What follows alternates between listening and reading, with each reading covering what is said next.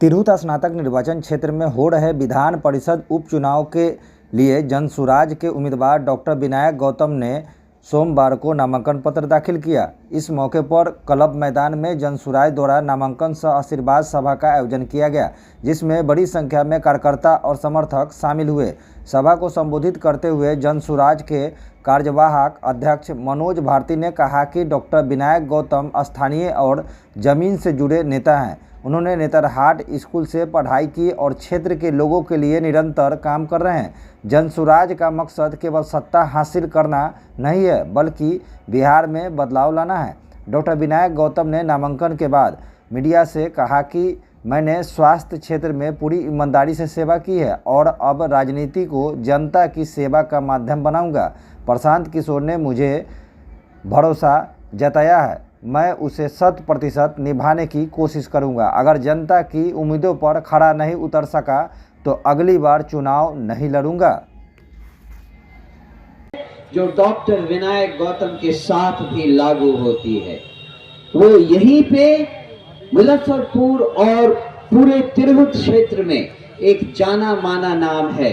और वो इस बात के लिए भी जाने जाते रहे हैं कि जब भी जिसे भी उनकी जरूरत पड़ी है, उन्होंने खुले मन से उन सब का साथ दिया है, उन सब की सहायता की है।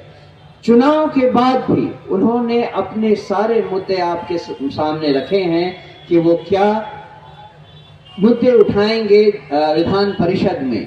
लेकिन उन सबसे ज्यादा महत्वपूर्ण बात ये है कि वो इस सारे दौरान जनता के बीच रहेंगे, उनके लिए उपस्थित रहेंगे, उनकी समस्याओं को सुनने का चाहे कोई भी समय हो। उनके पास धैर्य है, उनके पास ताकत है। ये एक ऐसी चीज है जिसे जनसुराज बाकी आने वाले चुनाव में भी अपने प्रत्याशियों में देखना चाहेगी। एक दूसरी बात है जो इस मौके पर मैं आपसे कहना चाहूंगा। जनसुराज का निर्माण, जनसुराज का जन्म शासन पाने के लिए नहीं हुआ है। हम यहाँ बिहार में शासन पाने के लिए नहीं इकट्ठे हुए हैं। बार बार इस बात को याद रखने की जरूरत है कि अगर हम केवल शासन पाकर खुश हो गए तो हम में और किसी दूसरी पार्टी में जल्दी ही कोई अंतर बाकी नहीं बच जाएगा। हमारा ध्येय है बिहार में बदलाव लाना, और बिहार में बदलाव लाने की पहली सीढ़ी, उसकी तरफ जाने का पहला कदम शासन पाना है, जिससे हम विकास के लिए सही सही नीति कानून बनवा सकें। उनके मंत्री कभी आज के डेट में सत्ता पक्ष के जो मंत्री हैं वो आज चोरी कर रहे हैं, और कल जो विपक्ष में थे वो चोरी करते थे। हो सकता है कि कल के डेट में कोई और है तो चोर जो हम इतना तो श्योर है कि विपक्ष के कैंडिडेट हो या सत्ता पक्ष के कैंडिडेट हो, वो चोरी के खिलाफ में नहीं बोल रहे हैं। बुलवा करके दिखाइए, कहवाइए उनसे कि मैं इलेक्शन नहीं लड़ूंगा इसके बाद में। अगर मान लीजिए कि अगर ये मैं काम नहीं कर सकता हूँ, जो मैं काम बोल रहा हूँ वो काम वो संभाल ले, हम इलेक्शन छोड़ते हैं। लेकिन बनने के बाद में ये सारे के सारे पिछले 22 साल से देखा जा रहा है कि चुनावी जुमले बन करके रह गए हैं। तो इसलिए 13 महीने का समय है, एक मौका हमें भी दिया जाए। प्रशांत किशोर जी की महादेव जानेंगे कि कितना आश्वस्त है, क्योंकि ये जनता निर्णय लेती है। अगर मेरे हाथ में होता तो मैं आज के डेट में अमर सिंह जी एक कैंडिडेट हैं, वो भी बहुत अच्छे कैंडिडेट हैं, जो हमारे जनसुराज के द्वारा एक कैंडिडेट थे, तो वो भी आज हमारे डेट में बगल में ही बैठे हुए हैं। तो जितने भी जनसुराज के कैंडिडेट रखे गए वो सब के सब अपने कहीं ना कहीं फील्ड में बहुत अच्छा कर रहे थे। अमर सिंह जी बहुत सारे स्टूडेंट्स को फ्री एजुकेशन दे रहे हैं, अपने इंस्टीट्यूट के माध्यम से बहुत लोगों को फ्री में एजुकेशन दे रहे हैं। तो कैंडिडेट हमारे यहाँ पर चुनाव किया गया है अपने योग्यता के आधार पर, जबकि बाकी पार्टियाँ जो कैंडिडेट चुन रही है वो जाति के आधार पर चुन रही है।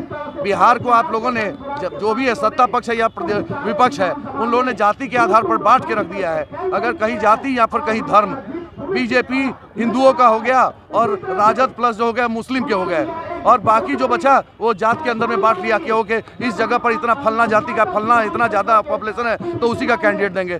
आप देख लीजिए आज के डेट में कहीं भी आप देखेंगे 5 कैंडिडेट चुना गया था। हम पांचों कैंडिडेट्स अभी मुश्किल से 3 दिन पहले तक सारे के सारे कैंडिडेट्स थे। जन स्वराज ने कहीं भी ये नहीं किया कि चाहते तो वो भी 1-2-3 महीना पहले अनाउंस कर सकते थे। कहीं से भी मान लीजिए देवेश चंद्र ठाकुर जी एक ब्राह्मण समुदाय से आते हैं, तो ब्राह्मण समुदाय से आते हैं तो ब्राह्मण यहाँ मुजफ्फरपुर और तिरहुत स्नातक क्षेत्र में बहुत सारे थे, लेकिन उन्होंने जाति जरूर चुना लेकिन कैंडिडेट एक आयातित कैंडिडेट बाहर से कैंडिडेट चुना। तो यहाँ एक तरह से समझ लिया गया है कि फलना जाति का कैंडिडेट कहीं से भी ले आएंगे तो वो जीत जाएगा, चाहे कुछ भी हो उसका एजुकेशन, चाहे उसका इस सेवा की भावना या सेवा उसने कुछ भी तिरहुत स्नातक क्षेत्र में किया हो नहीं किया हो, हार्डली मैटर्स। यहाँ जाति मैटर कर रहा है। उधर देख लीजिए राजद का कैंडिडेट वो भी कुछ किसी जाति को साध रहे हैं। हो सकता है कि इलेक्शन के अंदर में आप ये भी सुने कि ये हमारे समाज को फॉरवर्ड बैकवर्ड, हिंदू मुस्लिम इसी में बांटने की राजनीति चल रही है। समय आया कि एटलीस्ट शिक्षित वर्ग इतना समझे, चूंकि ये MLC ग्रेजुएट कंस्टिट्यूएंसी है तो शिक्षित वर्ग को सोचना चाहिए कि ये इलेक्शन कोई चीफ मिनिस्टर निर्धारित नहीं कर रहा है, लेकिन ये एक संदेश जरूर देगा कि हम शिक्षितों की क्या सोच है, क्योंकि अनपढ़ तो दे रहे हैं, जात के आधार पर दे रहे हैं। क्या शिक्षित भी ऐसा ही करेंगे?